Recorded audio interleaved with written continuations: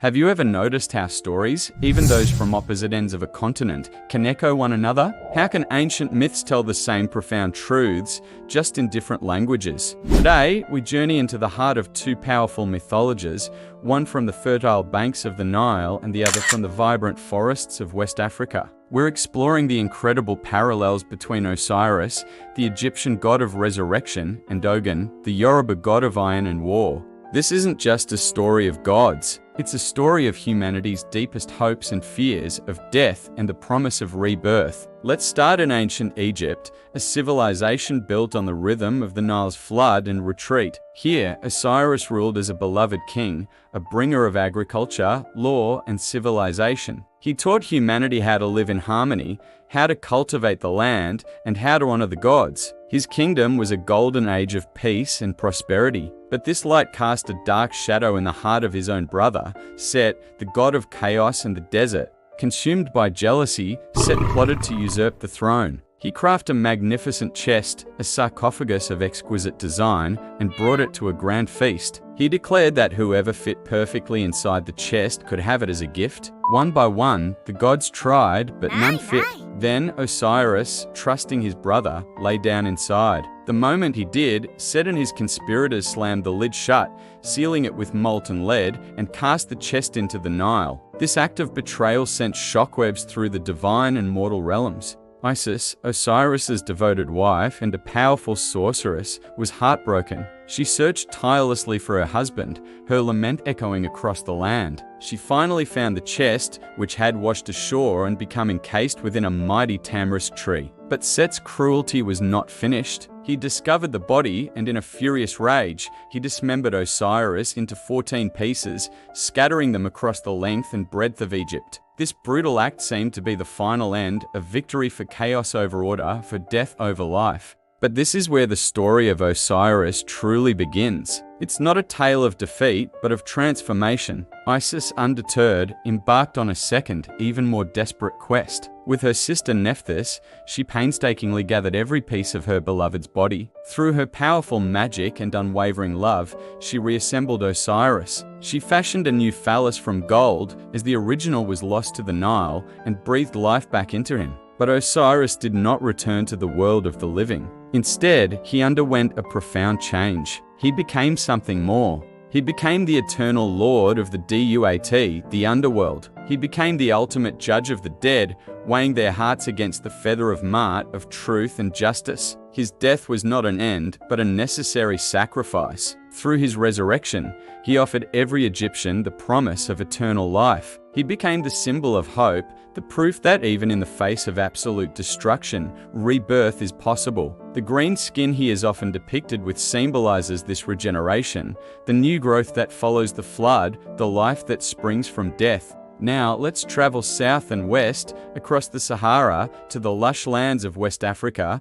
the cradle of the Yoruba people. Here, we meet a different kind of deity, but one who shares a startlingly similar path. This is Ogun, the god of iron, the divine blacksmith, the warrior, the pioneer. Ogun is primal energy. He is the force that clears the path, the one who forges tools from the earth's raw elements. He is the spirit of technology, of creation, and of destruction. Ogun is the patron of all who use metal, blacksmiths, hunters, warriors, and today, even taxi drivers and surgeons. His story begins at the dawn of time when the Orishas, the gods, descended from the heavens to shape the earth. But they found their way blocked by an impenetrable primeval forest, a chaotic tangle of nature. One by one, the Orishas tried to clear a path, but all failed. Then came Ogun. With his mighty machete, forged by his own hand, he sliced through the wilderness. He was the path opener, the one who made civilization possible. For this, he was crowned king of the Orishas. But Ogun is a complex and volatile deity. He is a solitary figure, often found in the forest or at his forge,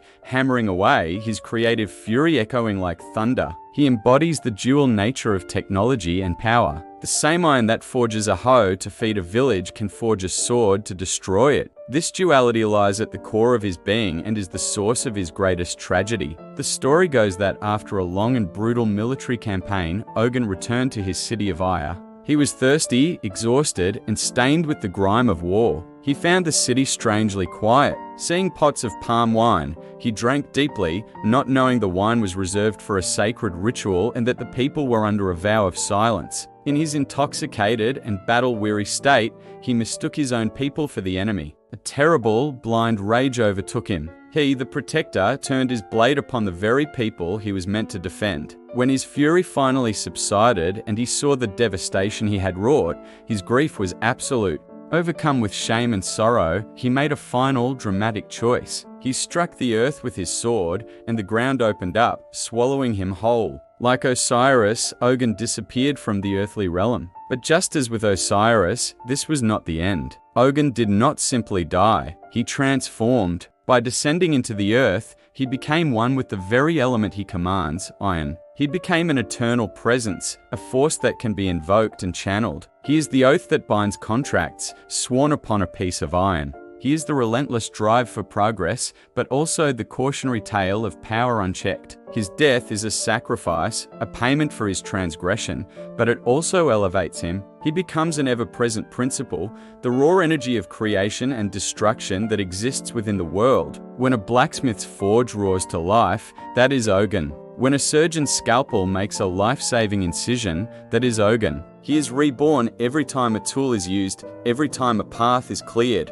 So, what do we see when we place these two mighty figures side by side? Osiris, the betrayed king, and Ogun, the self-exiled warrior. One is passive in his death, a victim of treachery. The other is active, his descent a consequence of his own actions. Yet, both stories converge on a central, powerful theme, sacrifice leading to transformation. Osiris is dismembered, a symbol of the breakdown of order. Ogun is consumed by his own destructive power. Both must be torn apart, in a sense, before they can be remade into something more profound and eternal.